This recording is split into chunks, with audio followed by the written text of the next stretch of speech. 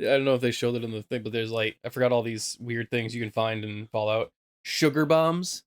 They're Oh yeah, like no, they showed they in showed his gift basket he had sugar sugar bombs. bombs. Yeah. Fantastic. Nuke Cola, and the ad says Yeah, Nuka Cola was Nuka everywhere. Cola, but like the ad is like drink like there's no tomorrow. Oh shit. That was probably in the background. Honestly. Episode 483 of the TV Dudes, recorded April 18th, 2024. Fallout.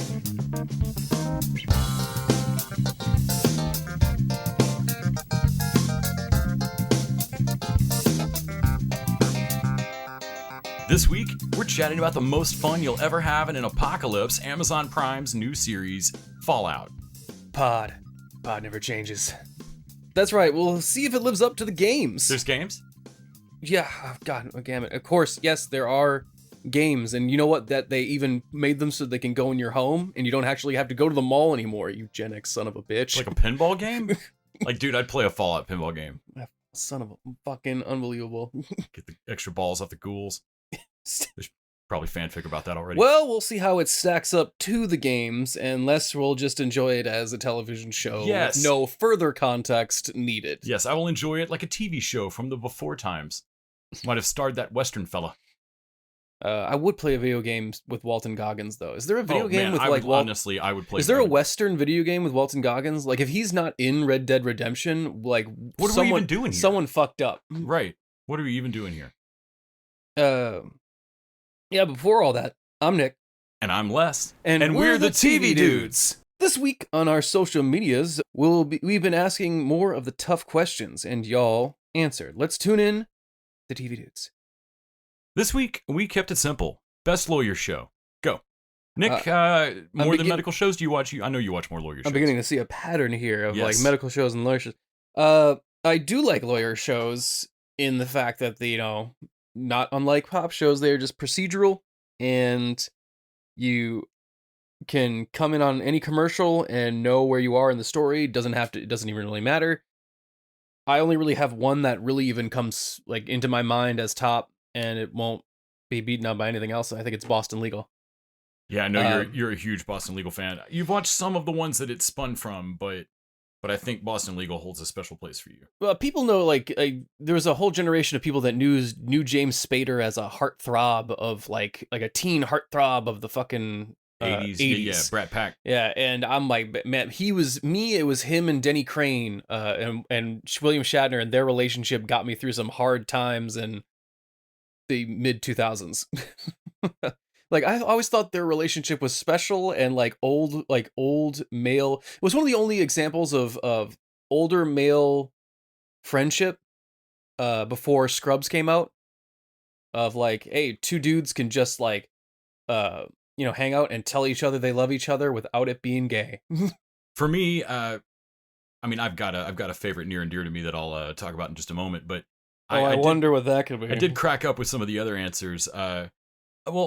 Andreas Giparakis said that he's enjoying the Lincoln Lawyer, which I also enjoyed. Yes, I recently just watched that, and I also thought it was very good. I love that I had a hard time getting into it initially. Like I held off watching it until I think my mom was like, "Hey, I just binged through this," because it's different than the movie. It's not McConaughey. It's a different vibe. Mm-hmm. But it's super cool in its own right. Like I'll say again, if you've not given the Lincoln Lawyer show over on Netflix a shot, it's fun, really fun. Dennis McElwain said he has no particular dog in this fight, so he's just going to name the show with the best baby scene ever, Doom Patrol. And I'm pretty sure I don't think that has anything to do with lawyer shows at all. Say that, but I'm pretty sure that is a reference to John Paul Vitale's comment and my reply. John Paul said he wanted someone to say Franklin and Bash, not that he really cared. He just thought it would be hilarious if that was somebody's favorite legal show. You like Franklin and Bash, and that's what I was like. Of course, I've watched all of Franklin and Bash multiple times. It's like, that tracks. It does. But he also mentioned Boston Legal or Ally McBeal would be his two top choices. Both went through like 100 cast members throughout their respective runs. They were constantly changing cast. The late Barry Humphries in drag as his iconic Dame Edna was in the final season of Ally McBeal. You also had a pre-Heroes Hayden Panettiere as Ally's daughter. Christina Ricci, John Bon Jovi, Robert Downey Jr. was famously replaced because he went to rehab. Yes, that's right. And by John Bon Jovi, I believe. Yeah, that was the rehab era starter. And I had replied back that pretty much the only thing I remembered from Ally McBeal were the bathroom dismounts and that baby. Sure. That dancing baby. And so I'm pretty sure that's what sparked Dennis there. Oh, that's what the dancing baby's from. Yes. I never watched any Ally McBeal. But of course, my favorite law show ever, Night Court. Yeah. And Max Chichester Max absolutely agrees. Night Court, and it's not even close. That show is one of the cornerstones of my comedy taste, and Mel Torme is one of the greatest guest stars in sitcom history. And I said, yeah, the Velvet Fog makes everything better. I gotta say, like, the reboot seems to be quite accurate in the fact that, like, yep, I don't want to watch this at all, and this seems to, like, tickle Les's fancy, so I'm like, this is definitely Night Court. Mm-hmm. Yeah, no, they've nailed it. It's a mess. The reboot is a mess, and I love it. Yep. Hey, does John Larroquette not want to be here? Okay, I feel like it. Yeah. So yeah, okay, we're the vibe is basically there. My only concern is that it's gonna always be different because it won't run like 22 episode seasons. Like there's just always going to be a tone difference in these new reboot shows. And I think, well, honestly, I think that's a sacrifice we need to make to get away from 22 episode seasons. Somewhere there's a Play-Doh fun factory where they should just be cranking a handle while it extrudes Night Court shaped shows. No, that's how we get Arrowverse. Like that's how we get fucking 22 episode seasons of The Flash that you will not stop watching. But see, the fact that we won't stop watching them, I feel like should get them made. Anyway. But I think that's it for our law shows. Thank you guys so much for chiming in. We will have a new question next week. It definitely won't be in the same. Okay, it's totally gonna be in the same vein. Yeah. You know, normally I don't care about other people's opinions, and that hasn't changed. End of sentence. But I suppose yours are fun. I think it's good podcasting that we make Nick sit through them. Yeah. Well, I do know that you care about our opinions, not you folks at home, but Nick does. So why don't we talk about what we watched? The Diaries of the Television Dudes, brought to you by only the finest cocaine wine. Oh yeah, let's dig through. Now that I've bashed other people's opinions on shows, let's see what I've willingly watched this week. Right. I like that we if you start felt bad about that comment. Don't. In a minute, you're gonna find out all the shit that Nick watched this week, and you're gonna be like, he can't judge me. Man, we should reverse the order of these. Yeah, we should reverse the order of these. I realize like that we don't. Like, I come off judgy in the first part of this and then lose all standing by minute 5. I don't think our editor likes you, so he's not going to fix it. I'm our editor. I said what I said. You just said what that. I don't fucking take that back. Shit, I don't think he's wrong either. I don't think I can. Little voice in your head's like, yeah, dude, you suck on mic. Wow. Your brain said it. A lot of some. We're coming in hot today. I'm the one that's supposed to be loopy less. I don't know what is you're coming in hot and just squirrely today. I have no excuse. Ugh. All right. Speaking of squirrels, that's how White House Down starts. Oh my god, it is. It is. And we watched Bitch, some how's Down. That for a segue, you motherfucker? Well played. I take it all back. Who can't podcast now? Still me. Go watch more Night Court. Yeah, we watched White House Down as a palate cleanser for Civil War. Ah, shit. Not palate cleanser. That would say what our opinions of Civil War were, which is going to be our Patreon, so I shouldn't give that away. So, yes, tune in for our Patreon this week to see what we Civil War, but incidentally, when we came home, we watched White House Down afterwards. Mm-hmm. Mm-hmm. And I also want to watch Siege again at some point. Yeah, the 1998 Yeah, we haven't yet. Washington internet binning. But you showed me the trailer earlier, and I'm definitely down for that. Also, we watched Let's Be Cops, and that was... Oh, I don't have that on the list. That's right. So I had not watched it. We're not laughing because it's funny. I had not watched it, and Les was like, man, this movie, and I was like, oh. So, not that this movie would have ever really played well, but there's definitely a pre-George Floyd cop movie and there's post George Floyd cop comedy. Yeah, I think there's a time in the 70s, early 80s when you could have made this movie a little more easily. Sure. They got away with crazy shit. But now it is just weird, especially with Damon Wayans Jr. as one of the leads. Well, they're having fun abusing their power, and it's supposed to be a funny scene, and he's, freeze, citizen, and the person freezes because a cop is going for their gun. Yeah, he puts his hand on his gun. Yeah, and I'm like, it's funny because he has the right to shoot that person. Right, like we know the gun doesn't fire, but man, the guy on the skateboard doesn't, and he eats it. Well, yeah, because he doesn't want to die. Right. And that is the cornerstone of every joke in this movie. And it's, man, it is not. Was this ever a fun comedy? I want to know when the script was written. I want to know how this got made. I can't believe it's got Jake Johnson the female characters, like the cop commentary feels like it's from the mid 2000s. The female characters feel like they've been written. They feel like they've been written in the 90s. Yeah. Yeah. What is she even doing in this movie? Nina Dobrev. Dobrev or whatever, however you pronounce her last name. Yeah. And then there's the other female lead that is Jake Johnson's love interest that is just a trash bag, horny. Like both of them are just horny for the main characters. That's their only thing. I didn't think about her as a love interest, but yeah. No, he hooks up with her at the end, man. Like that's right. No, he totally he waves her to the thing. No, it's supposed to be a nice moment rather than, horrifying and probably ends with a doctor visit. Oh my God. Yeah. No, she was dangerously out of control. The whole movie is just weird, man. Like, they're not uncharming leads, but there's no point. I couldn't help but think of The Ringer a bunch of times. I honestly think The Ringer is a better movie by a good.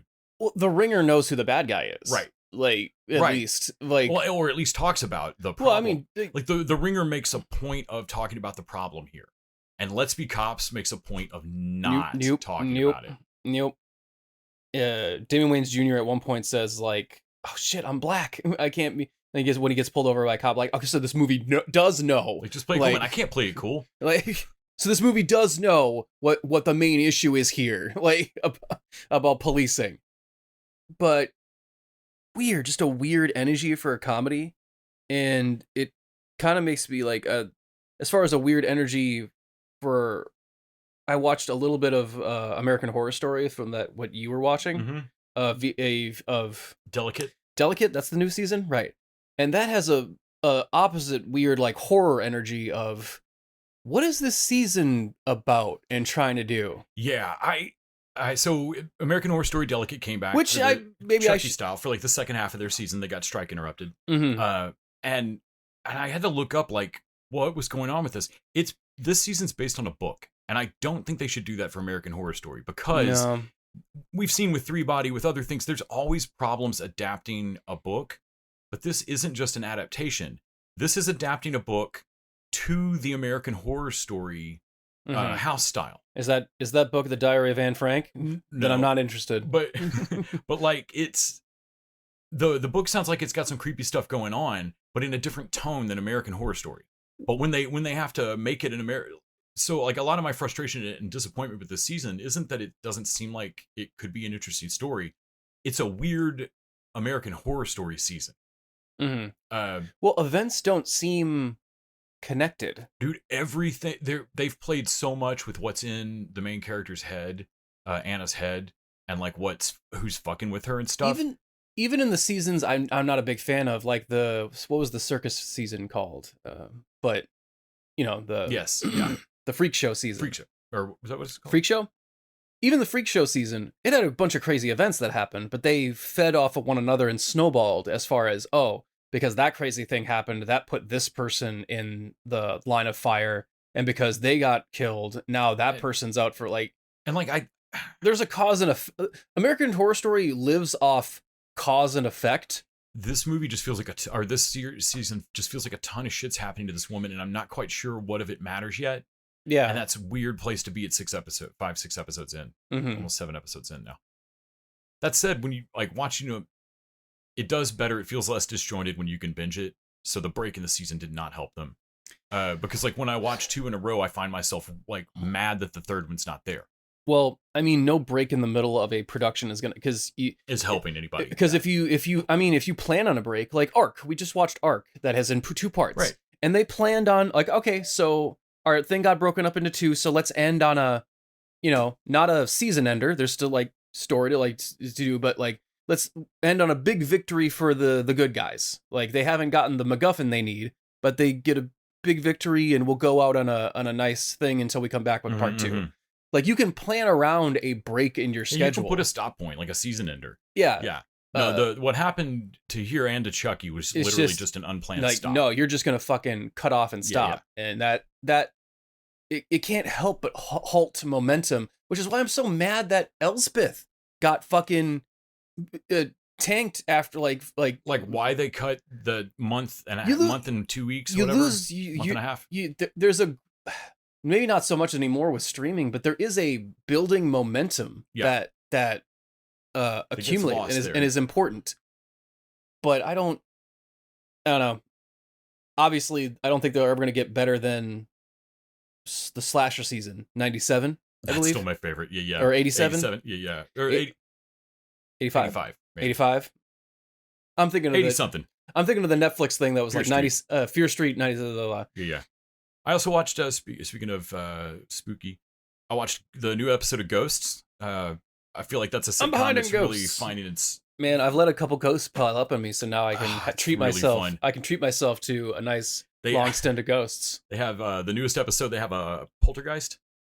Wait, so there's a poltergeist, but that's different than the ghosts. So poltergeist is they are trapped on the grounds, right? They're haunting the grounds. They can't leave the land. Okay. A poltergeist is attached to a person. Okay. So they've had a car ghost, like the ghost that had been killed by the car and was stuck to the vehicle. She couldn't get very far away from it. This person is stuck to a guy who comes to stay a weekend. Okay, so again, in Ghosts, it probably will not. It will drop this for several episodes, but I'm immediately interested in the rules and how it works. Of like, wait. If he focuses enough and concentrates enough, he can jerk himself off of the person he's attached to and onto someone else. So he jerks himself off the guest. And God damn it. So they added to that list as well. There's now going down ons. Oh no, I'm in risk of getting sucked off. I should get jerked off beforehand. He can jerk himself off. For the other guy. Hopefully I get that'll happen before I get before I get gone down on. There's a moment where they realize that Pete can pull that arrow out of his neck. If he lets go of it, snaps right back in. That's right. But if he holds on, if he holds on to it, it stays out. But he takes it out, and it's immediately a hair shake, sexy Pete. And everybody's like, oh damn! And then the arrow pops back in, and they're like, yeah, because that's what was making him unattractive. Right. Arrow. I've really come to love that show. I can't believe Randy didn't tell me about it. We also watched more of Fargo season 4, which, having watched all of the other seasons of Fargo now, it's pretty fun. I'm really enjoying it.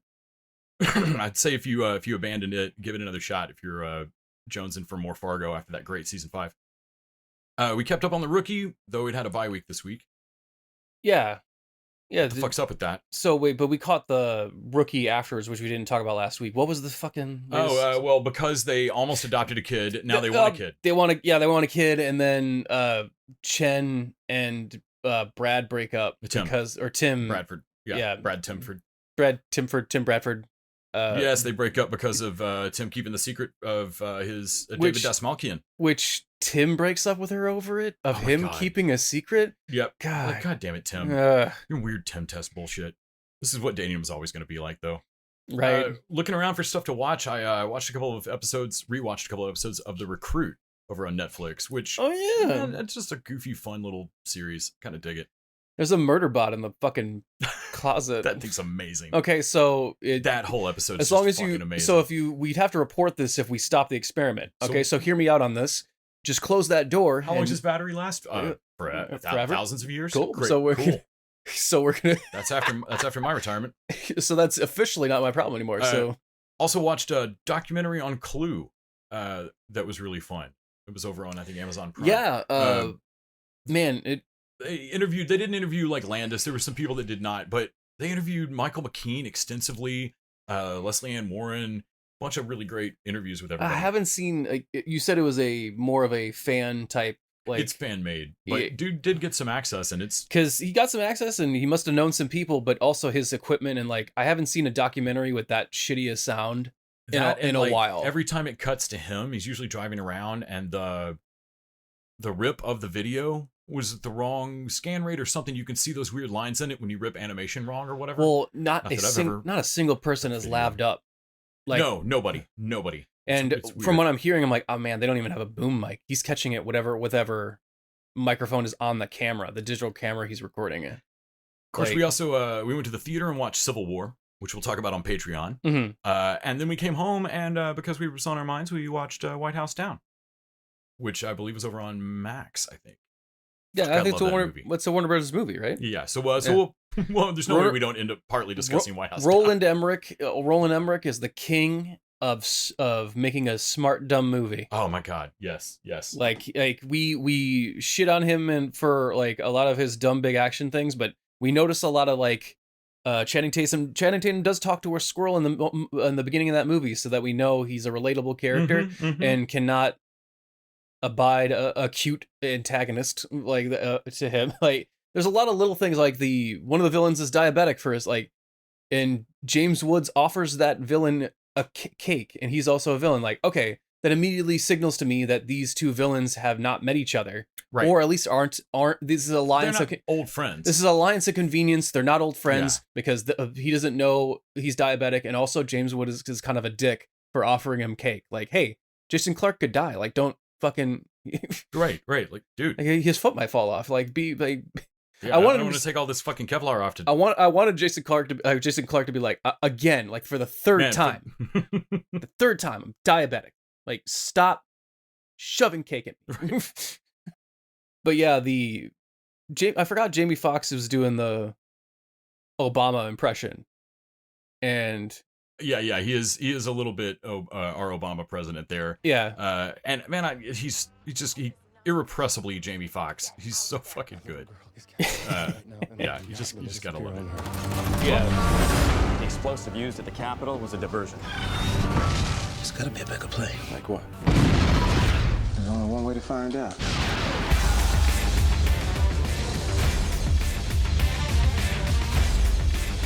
We gotta go! I know you're into peace and all that, but we gotta stick that thing out there and go to work. Damn right. I lost the rocket launcher. You lost? How do you lose a rocket launcher? I'd say now feels like a good time to mention that if you haven't joined us over at patreon.com/tvdudes, you can throw down $1 an episode and get bonus content every single week. What kind of content? Well, you're only charged for the bonus stuff, so for $4 a month, you'll get double the pod. This week, we're going to be talking about movies with Alex Garland's new and apparently incredibly important film, Civil War. Oh, is that the A24 joint? It is. I thought I was You know how I feel about them. I thought it was going to be an MCU movie, but I was like, they don't have a movie this year. People are like, no, it's A24. Like, that's a very different Civil War. Very, very different. But that's all over on patreon.com/tvdudes. For our main course this week, let's explore the vault and the surface as we talk about Amazon's new series, Fallout. Hello there. I'm here to show you a wonderful place. A veritable Camelot of the nuclear age. Not made by God Almighty, but the working man. You can be a hero by purchasing a residence in a Vault-Tec vault today. Because if the worst should happen tomorrow, the world is going to need you to build a better day after.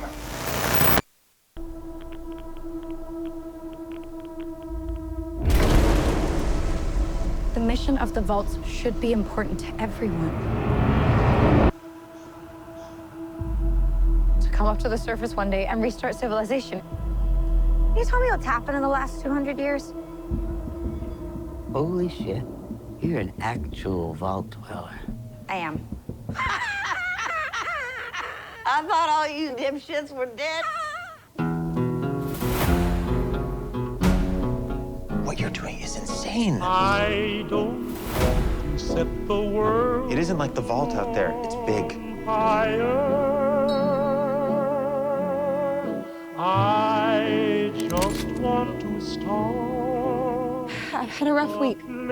Practically every person I've met up here has tried to kill me. I'm simply going to harvest your organs.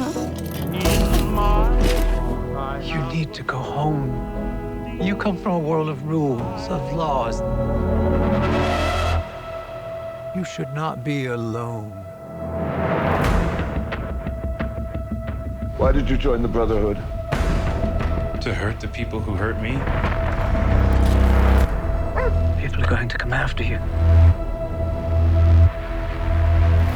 Ain't much stage cleanup here, Volty.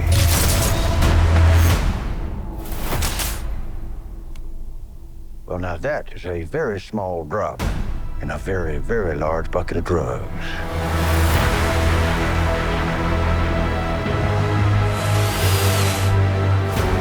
Look out at this wasteland. Looks like chaos, but there's always somebody behind the wheel.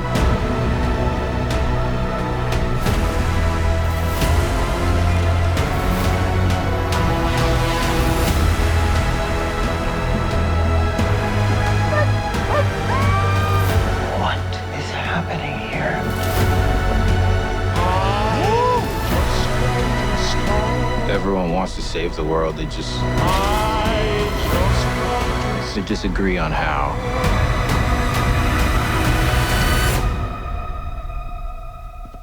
There you are, you little killer. Though maybe we could get this on KPIS. KPSS is, I think, the radio station. Yes, yeah. Forgot that it was called. With Fred Armisen in the show. So I know these games came out in 97. I don't really have any excuse, except that I've just never really played video games much, and I've never played the Fallout games, even though they look fun. I'm aware of them. Mm-hmm. Well, they're a Bethesda game, so there's a time commitment there that is more so than like you can't play a Bethesda game in a weekend. Right. It didn't look like something I would like rent Nintendo and Contra and play for Friday and Saturday to, sleep over and then take it back. Like this looked like a real investment in like a big open world and exploring around and finding out the secrets of the vaults and everything. And man, for that, I want to read the book or see the show, it turns out. Yeah. Well, we see the show starting, which is a great starting off point is that we start off before the drop, like right before the drop. Right. With Goggins at a kid's birthday party. At a birthday party, we don't fully understand the significance of until later. Yeah. His wife, the fact that his wife isn't there retroactively makes me go like, what the my God. Fuck. Right. Because oh my God. She dropped that. So, okay. Well, now I want to rewatch the show. All right. So all right. Before we spoil the shit out of this, obviously we're going to get spoilery about the Amazon show Fallout. If you've not watched it yet, what are you even doing, man? Go watch it. Because honestly, this show drops some shit about the lore in the games that the games hasn't touched, man. So that's one thing I specifically wanted to talk about before we even get into the plot or the acting or anything. Unlike everything, almost every other adaptation we've watched, Avatar, anything that we've had fun with, there's always a gap between like, okay, I haven't seen the source material or play the game or whatever, but I've watched the show. What's different? What's canon? What's not? Which part? Dude, that doesn't happen in this show, and I loved it. They only add. They don't take away anything. Bethesda has said that this show is canon to the games. Count it as another game. Right. And so consequently, it's a subtle change, but I could tell when we were discussing it that it wasn't like I had to ask you what the differences were. I could just like, hey, clarify that for me. It's not an adaptation. No, it is. That's exactly it. It's not an adaptation. This is a continuation of the Fallout series. It's just a continuation of the story. Everything that's happened has happened in the previous games. Right. They aren't changing anything. No, like they're just adding deepening to all. Which honestly, I'm like, oh, that's the way smarter move to go, because then you're not treading old ground. You're just adding to an already rich universe. If they made a Fallout 5 instead of this show and introduced the Ghoul as a new character, Lady Domesco or whatever, like other big game character style, like look at me trying to make references. But like if they did that would still be a badass character. If you have the ability to debut that character with Walton Goggins playing him, god damn. Fuck yeah. Like, so, we liked Fallout. I don't know if y'all can tell yet. This show, I was worried in the first couple episodes. I'm like, man, this show has me just from I think the aesthetic of Fallout is cool. Yes, it's just fun. It's just fun. The style of it, the Pip-Boy, the Pip-Boyness of it. So when we see before the bomb drops, it's not exactly the 50s. Like, no, it's clearly jetsoned out. It's there's like helper bots, like they're on the cusp of like they are so blink and miss it that if you hadn't pointed out they have a robot, they have a helper robot in their house, I missed it in the shot. Yeah, and they're not everywhere yet. No, they're not everywhere yet. Like if you work for corporate, Matt Berry has only just sold his vocal rights to these fucking robots. Right. Oh man. Now you see Disney, that's how you make fucking Matt Berry a robot. And so many of these things get dropped and pay off so beautifully. Like we see a couple of the helper bots before we see a living Matt Berry in a flashback. We see the buildings before they get knocked down. Right. That's like I've never noticed that, but because when I played Fallout, all I've seen are destroyed buildings.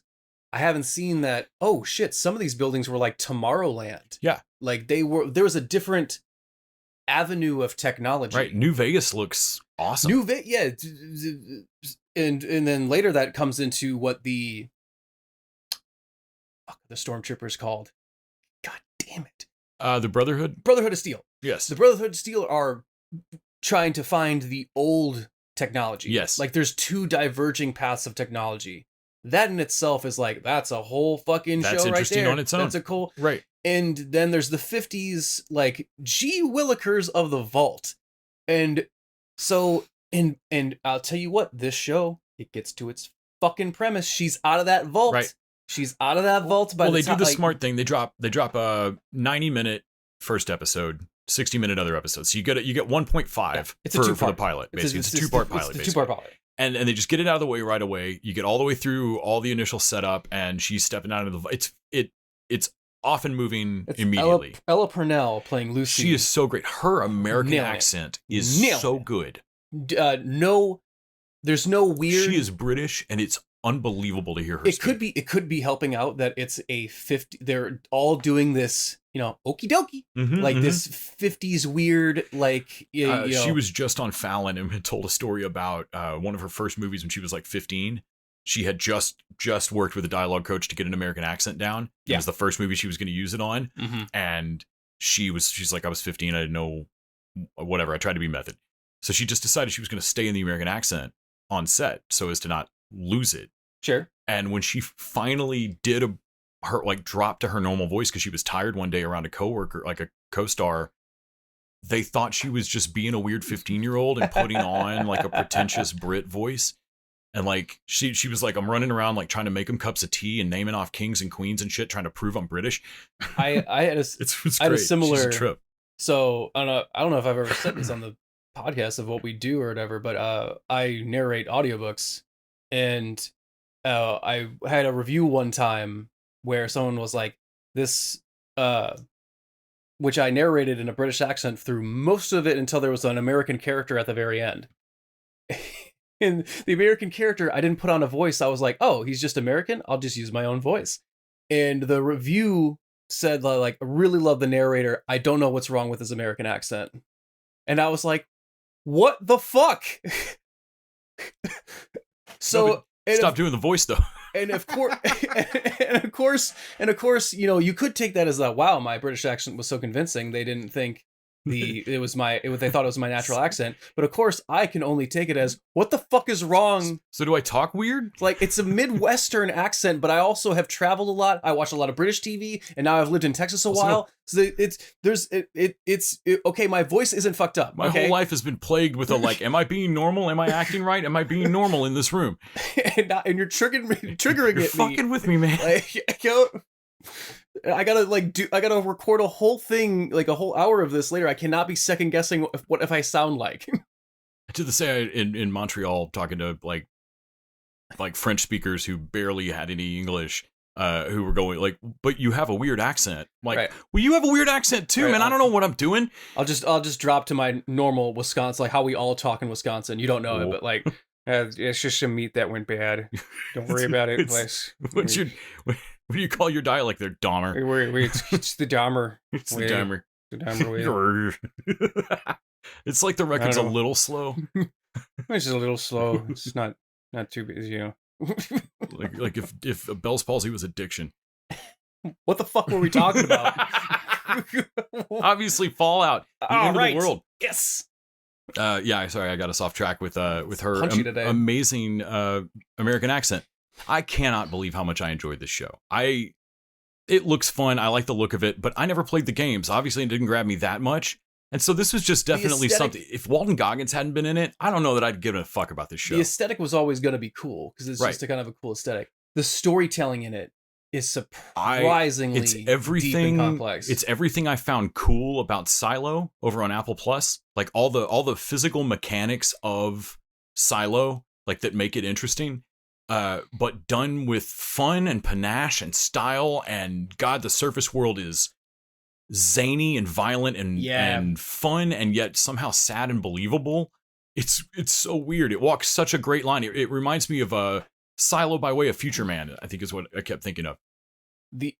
And I love, you can get from the Raiders, like, because the opening episode is that, so our main character Lucy's dad gets kidnapped by some Raiders, who definitely, like, the leader is like, okay, she knows him by name, like there's some fucking personal shit going on here. And so she goes out to, rescue her dad from the surface, and they never make hay about, like, hey, you were supposed to stay in the vault, like, according to you in your vault, they said that the surface wasn't safe for another generation. And all of a sudden, like, you gotta, like, reconcile with the fact that, like, you're being radiation poisoned being out here. You can't actually live out here. The Pip-Boy thing. Yeah, when she recognizes her Pip-Boy and she puts it across one of the, because they think they're from Vault 32. Right. And they're Vault 33, and they get over to diversify their gene pool and get married, and she's married. She casually puts the Pip-Boy over him, and he fucking lights up. Yeah, because he's irradiated because he's from the surface. And it was like, great. And this show is filled with those of small little storytelling devices. It tells her that he's not who he says he is, that they're, in a larger sense, that they're not who they say they are, that something's wrong here. But then also it tells us how what the surface does to you, what the danger is. Also, how the Pip-Boy works. It sets up so many things. That's going to be important later. And it does this so often. Like, there's so many, all through the Brotherhood, there's so much lore to explain. And you need to do it so quick. And I'm fascinated by how the show did it. Show's always doing 4 or 5 things at once. Right. Like, hey, walk and chew gum? Fuck that. Let's walk, chew gum, jump rope, and do taxes. Like, where we got a lot of lore and stuff to play with.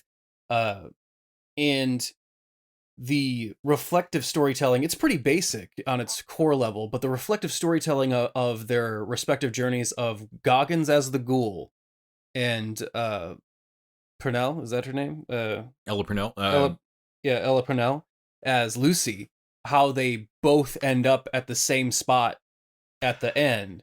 Well, and the beautiful, like, cross-thematic thing of Goggins telling her, like, you're going to end up like me. I'm just who you are once you finally acclimate to this shitty fucking reality. And she's like, no, I'll never let go of being, it's the classic, I'll never let go of my humanity. What else are we up here fighting for? Well, she throws it back at him like, well, that also means that it works both ways. You were once me. Right. And they truly do, like, cross those in an arc so that they meet in the middle at the end. Like, they meet at their crossroads of where they're at, their antagonists in the opening episodes to reluctant allies in the middle. Right. And then to the final, like, they're both where they need to be emotionally and character wise to be fully partners. Yeah. Which at this point now means hunting down her fucking dad. Well, yeah, because, man, what they do with the lore of how the Vault Tech works. How Vault Tech works, who drops the bombs, how that all works, how Robco. They explained Weapon X and it didn't suck. Right, like, it fucking blows my mind. Right, they explained the Han Solo's gun. They explained where the Pip-Boy thumbs up comes from, and it doesn't suck. So the Pip-Boy thumbs up, just contextualizing it as Goggins doing the mushroom cloud thing test. I think that was already kind of the idea of it. But then when Goggins does it later, and I'm like, fuck, he's Pip-Boy. Well, and because they're at a corporate, there's no way that he is like a Ronald Reagan level movie star at this point would do a kid's birthday party. Because at the start of the show, I thought, well, his career's fallen off. And that's why he's doing this kid's birthday party. No. That's a Vault-Tec royalty corporate. Yes. And so, which is why they have that fucking bunker. But that's also why they're like, hey, do the thumbs up that you invented for Vault-Tec. Yes. And like, that's why he fucking hates it. Yes. It all comes back around. Everything you see comes back around. It made me want to rewatch the show immediately. Yeah, because you want to like, well, honestly, where it ends up going, like we haven't talked about the other main character, Maximus of Brotherhood of Steel, played by the guy that they're all wanting to replace Jonathan Majors as Kang, Aaron Mountain, which because he does look like he looks like a permanently bummed out. He looks like Quantumania Kang. I'm like, does Jonathan Majors have a little brother? Right.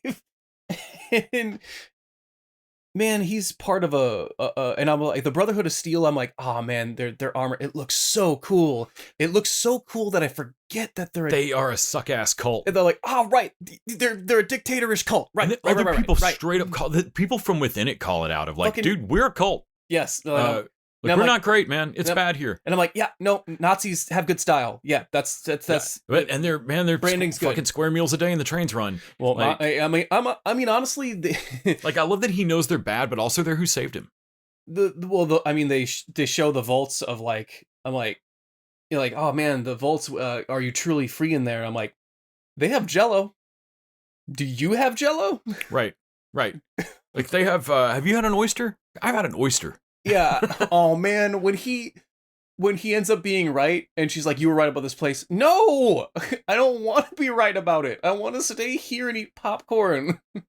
Yeah, and they hook up to basically chase after this head, which by Benjamin Linus from Lost. Get that guy. Oh man, he is spectacular. He's not in it very long, but he's fucking awesome. And then they're carrying his head for the rest of the show when he makes her do it. Well, oh my! So I don't think I'm gonna make it. Oh no, you will. I believe in you. That second episode is so great because it introduces the foot, like the thing, which the amputee foot, which I was like, oh no, he can't walk around with foot anymore because he's gonna die. And then they put on like the world's goofiest, most violent amputee foot, which is just hilarious. And then it's such a short-lived joke.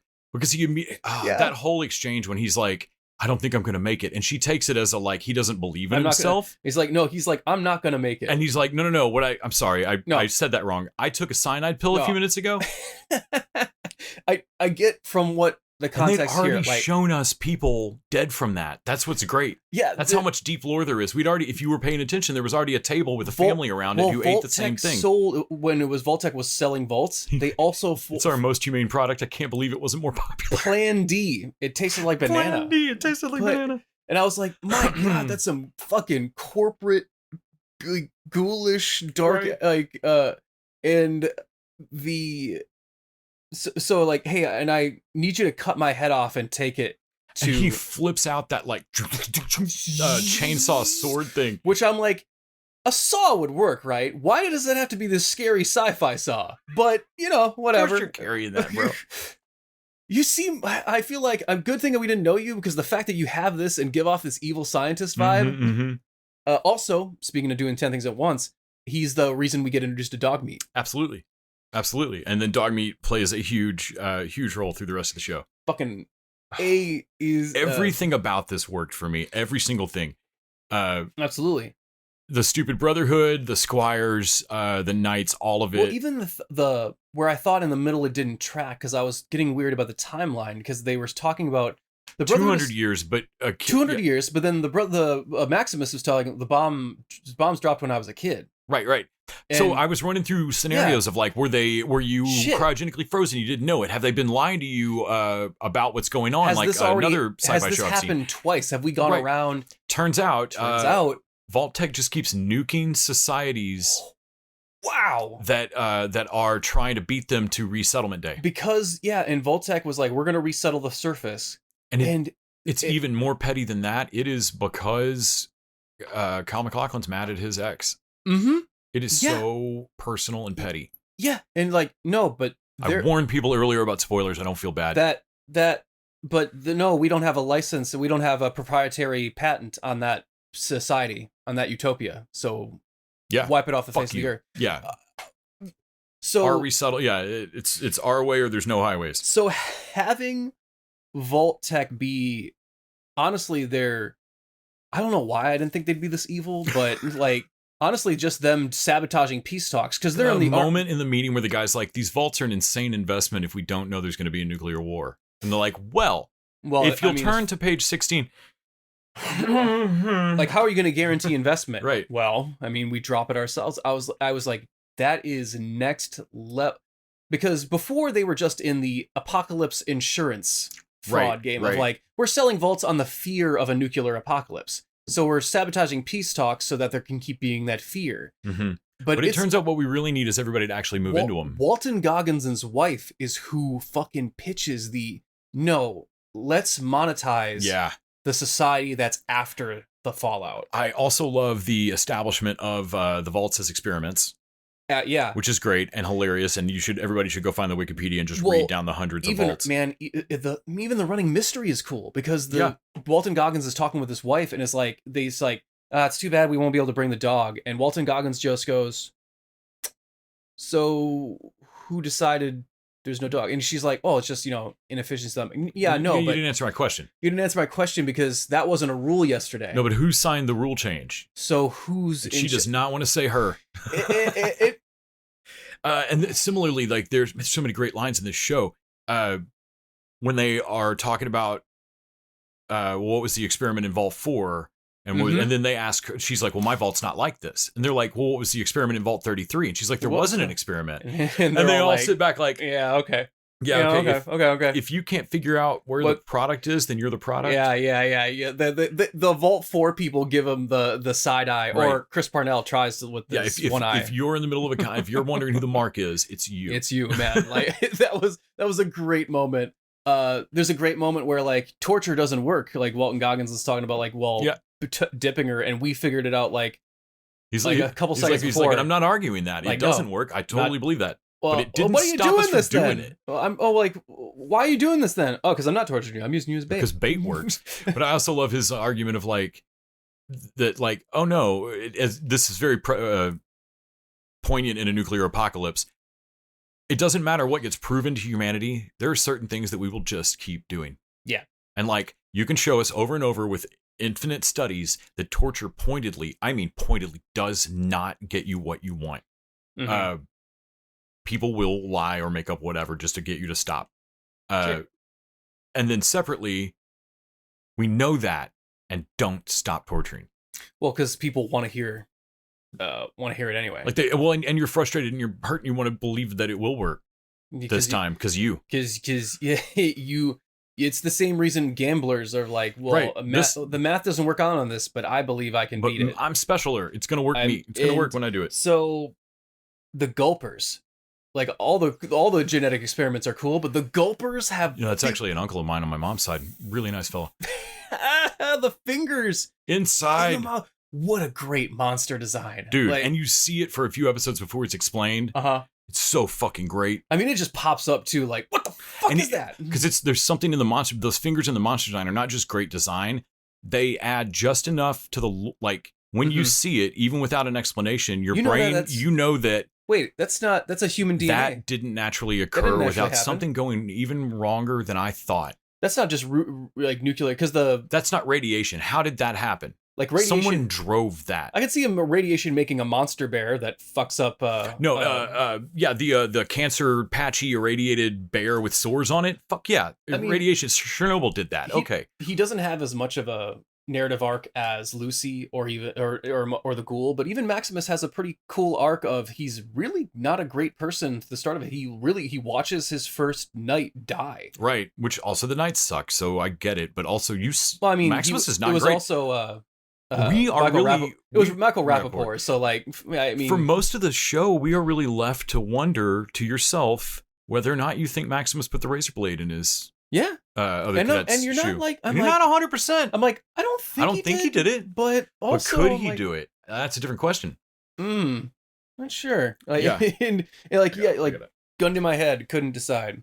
Yeah, the idea behind the vaults is to freeze, like, we were talking about, like, we thought it was just generational thing, but it is more sinister than that. Like, it's corporatism, like, buds. It's when they realize that, like, it's not about, I thought it was as simple as having enough humans to genetically repopulate the planet. Like, just keep them alive, right? Mm-hmm. Pure and simple. But no. It occurs to Vault-Tec that there's no reason to reboot exactly this society right this second with these exact problems.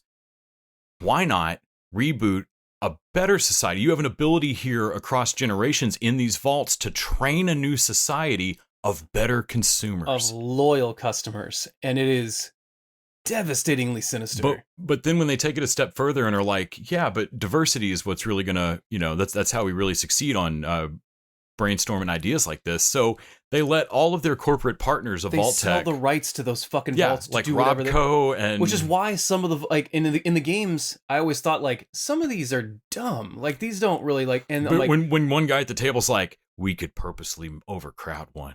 And like, oh my God, dude, we could make a Thunderdome. Because there's society, like, so a lot of them are societal experiments. Like, there's a bunch of vaults you visit in the game that are, like, designed to fail. And that's part of the experiment.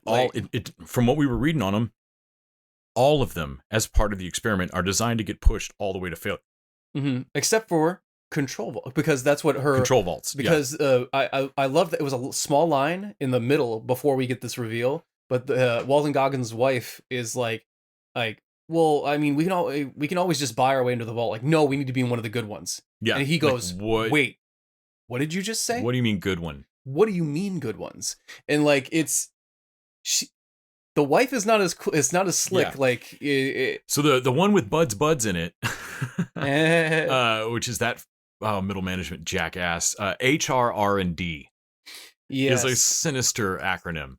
But he's got the triangle vault, the 3 vaults that are connected. Mm-hmm. And one of them is just his Buds management in cryo-freeze. Man, I loved knowing that when we were watching it by like Ep 4, we're like, Vault 30, I don't know how it's bullshit, but Vault 31 is bullshit. Especially when they go into Vault 32 and it's written in blood on the wall, we know it's in there. Yeah, like because Vault 32, we thought the Raiders got them. Yeah, same. But they were dead before that. They were dead before that. So they learned about and then went nuts. And so they. And it's what happens when a whole... I want to see what her brother, Lucy's brother, because now he knows. Mm-hmm. Do you tell your vault that? Knowing what it did to Vault 32? Man, Norm has one of the best moments when they're talking to him about his job performances, and they're like, do you realize that on every performance review you've ever had, it says... Unenthusiastic? Like, yeah. Yep, that sounds right. Oh, that's fucking fantastic. Also, quick shout out to Chet, the cousin that's in love with Lucy. But I'm in love with you. Everyone knows that, Chet. Everyone knows that, Chet. but we're cousins, so it's not good. Man, I felt real bad, like, for Chet. I was like, oh, hang in there, Chet. Come on, man. Hang in there, buddy. Oh man, her thing towards sex, it only comes up a couple of times. But their attitude towards sex is X-Men Krakoa horny. So there's some of them that are judo experts that can defend themselves in the vaults, and they have. But one of the only vaulters that defended themselves crazily got stabbed in the eye, and after that got shot everybody with the AK-47. Is not a vaulter. She's from Vault 31. She's from the past. Yes. She's not the. She's only pretending to be a vaulter. Do the G. Willikers, aw shucks. Like, no. She's from... I didn't think about that before. No, I never did either, but it loses her eye, That's why she is a little, like, more... It's so intense, And is good with the violence And when it. she comes around to Norm and like, hey, I liked what you said there, you should definitely kill all those people. Oh, yeah. Well, I mean, they've made a society that, like, can't solve this problem of there's a bunch of prisoners that we're gonna like what are we gonna do with these prisoners? Well, they're trying to feed them, and they're like these raiders who fucked them up, and like they're just throwing their food against the wall and shit, and like, man. But if you as the show went on, I was kind of in the Raiders camp of like, if you know these vaults exist, and you know that people bought their way in here, like there's people in holes in the ground that aren't living through hell. That are, and they're like, yeah, fuck those people. I mean, if nothing else, you want to find a way to fart into there, right? But like, say one of them came, like, well, one of them better not come up here. Swear to God, like. I also like that Lucy. I'm not sure why. Maybe it's because she's what's his name's daughter or whatever, or because she wasn't part of the vault for a minute, but she has a little bit extra spunk. People say that like people are, and they're right. She's naive or whatever, and she's not used to the surface. But everyone thinks that she can't hack it. Yeah, but and at every turn she shows. Every turn she's like, okie dokie, I'll cut this guy's head off. They do a beautiful costume. I mean, all the costuming and everything's great, but they do a beautiful costuming evolution things of like when she ditches her jacket for a while, and then learns a halfway point of putting it back on, like she ditches some of herself and then comes back to herself. I mean, it's basic visual storytelling, but I've seen a lot of stuff. I see so many things ignore it that don't do it. Like, that just ignore it. So I feel like I should praise it when I see it. I will do nothing but praise Fallout. What a great show! I want to rewatch it immediately. Well, like right now. I couldn't believe. Normally, when the show says like what the villain in the beginning says like, no, I'm actually not the villain. We're more similar, you and I. Right. Like, it's usually total bullshit. It's usually not like, but by the end of it, I'm like, oh no. No, I feel super bad for the ghoul. Your dad's a monster. And honestly, Walton Gogg's, I'm like, oh dude, you gotta file for divorce. Your wife is a straight up monster. Yeah. Like, you can't. And we find that they'll find those both out at this, again, reflexive storytelling at the same time. The people they loved and trust the most betrayed them from Jump Street. And man, even more cynical of like, it was working. People resettled into the Shady Sands. Right. It was going well. It was fucking working. Like it wasn't 0 to perfect in one move. Like Vault-Tec seemed to think it was gonna be. It was gonna be, but like they were figuring it out. Right. And he was like, she was having to do terrible things to survive. And like, dude, you nuked a city. I was so angry at. Once they do that reveal, like I was angry at her dad and everyone of Vault-Tec because they're like, look at all these uncivilized barbarians. And I'm like, motherfucker. Both times you caused this. You took away society both times. And that's at least two that we are aware of. Yeah, like. You can't be mad. You can't hide the ball and then be mad the dog won't play fetch with you. Right. Like, this is bullshit. You are like the hypocritical CEO nature of Vault-Tec, like, God, they're so fucking evil. This show is so, it gets away with telling such an amazing, cynical, dark story, like cynical and dark about corporate fascism, but it skins it in this Tomorrowland G. Willikers-ness that honestly it does what like Hello Tomorrow and Big Door Prize type shit, like Apple TV keeps trying to do for me. What Fallout gets across. And what could have happened was that their G. Willikers-ness is designed by Vault-Tec, which is what it seems like it is for a minute, to become better customers. But by the end of it, their golden rule thing is going to bite them in the ass. Doing to others, because what have you done unto? Their unraveling is going to come from their ultimate do-gooder. Yeah. Like they've bred their own destruction. Because sorry you bred morals into your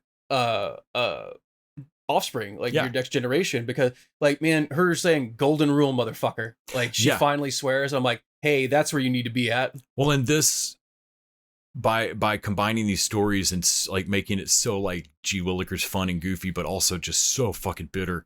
It gets across that lie of the 50s that so many shows have gone into recently. Was it them and shows like that that want to show those? Not that this show's doing what them tried to do at all. But it has that going on. But like that like Pleasantville, like this is bullshit. It's right? not a coincidence that the diner in them is a 50s style diner. And like this is bullshit. This is a lie. Good for who? Like everything's fine. Like fine for who? man, even the background stuff, like the posters in Vault 33 are like, you know, one day we'll get to the surface, like, and but the posters in Vault 4 are Vault Forever. Vault for like Surface Never, Vault Forever. I'm like, and that's, no one ever points at it and goes like, like, no, but there's stuff a mile deep throughout the show. Like it's got to bear rewatching. Well, even the bottle cap thing, like their currency, that's interesting. It's hilarious. Like yes. you need something that holds its value, but you can tote around. Makes me want to go find like a BuzzFeed Nerdist like 50 Easter eggs kind of thing and make sure I saw them all. Teeth teeth is as valuable because you can shoot them as bullets. They set it up and they pay that off later. Her dead finger. It's oh geez. Oh man, I also love how the ghouls heal around whatever. So her mom's necklace is there's so many little things. Yeah. Well, I mean, you think that like you look just like your mom. Like, oh fuck, this is your other mom. She was raising you before your dad stole you and killed your mom. Right. Like, right. This is your, you don't realize this, but this is your other parent. Like.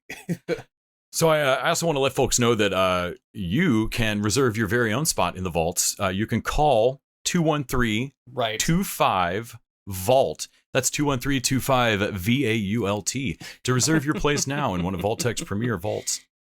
You can really call the number. I would recommend doing it.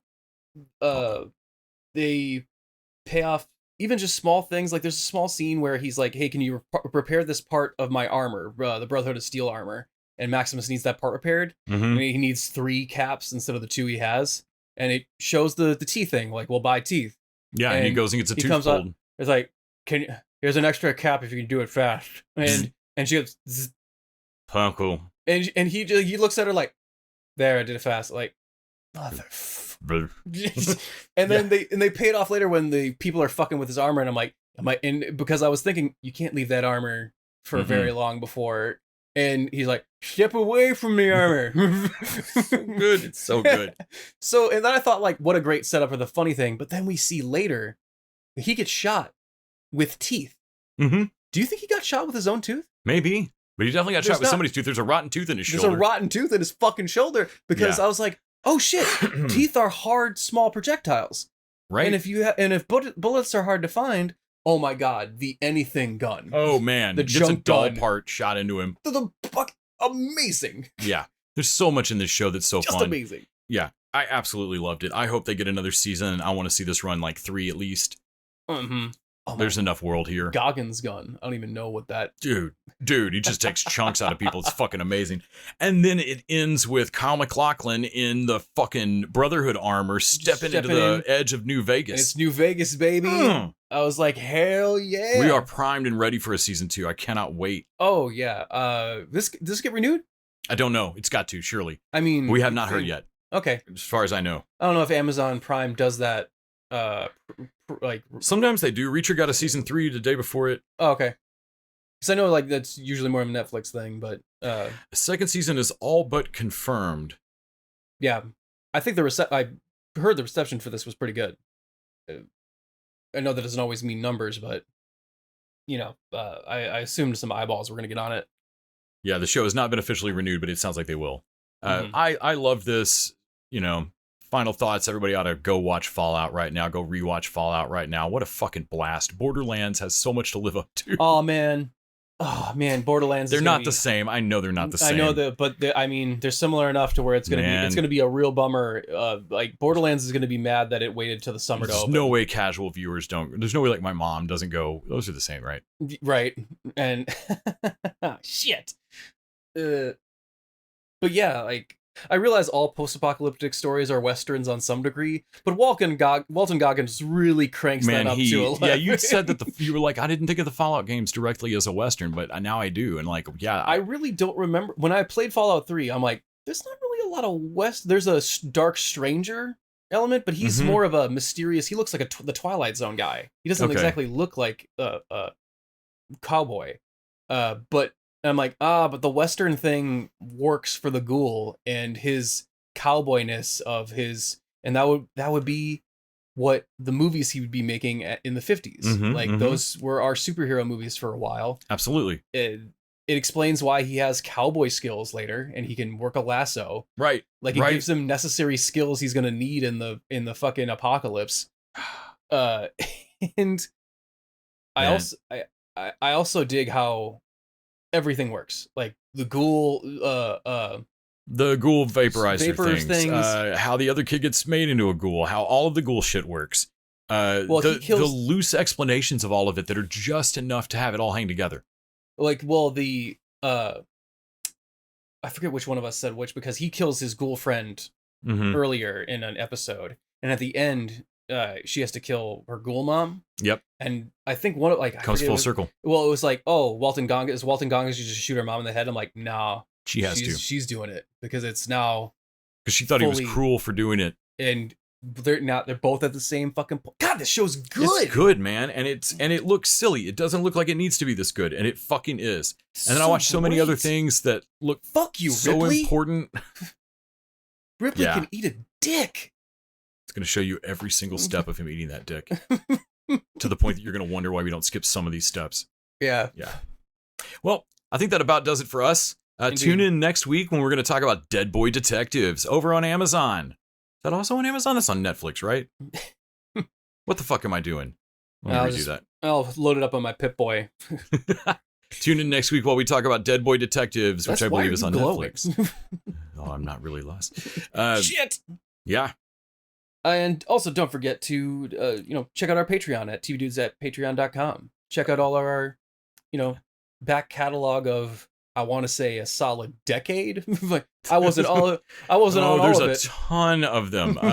Yeah. Everything from us playing board games to us playing RPGs to us talking about movies, marathons, TV shows. I remember one about Batman Cunnilingus. Yeah. God. So that's all obviously patreon.com/tvdudes. This week we'll be talking about something a little more serious than Batman Cunnilingus. Sure. We'll be talking about Alex Garland's Civil War. I feel like I'm more invested in the sides of Batman, whether or not Batman eats pussy. I feel like I feel like those are divided lines we have to pick a side and fight about. The Florida Alliance is against it. Of course they would, those fucking bath salt sniffing motherfuckers. But until next time, TV Dudes out!